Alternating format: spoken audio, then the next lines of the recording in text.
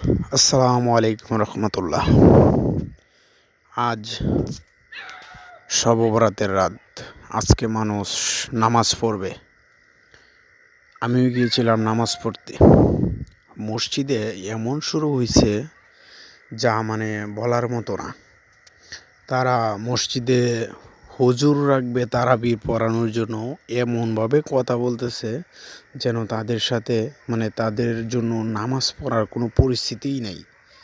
এমন অবস্থা ওনারা শুরু করছে যে আজকে যে নামাজের রাত এটা তাদের এতটুকু জ্ঞান বুদ্ধি তাদের নাই যে মানুষ নামাজ পড়বে।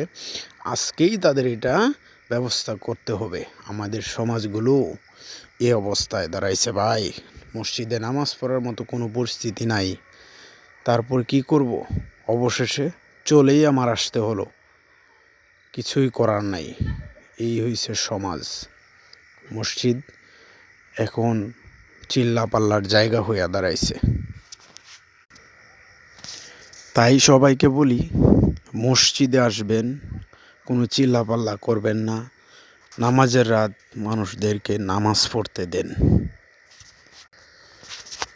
কমিটি তো 2 দিন পরে শুক্রবারেও কমিটি করা যাবে।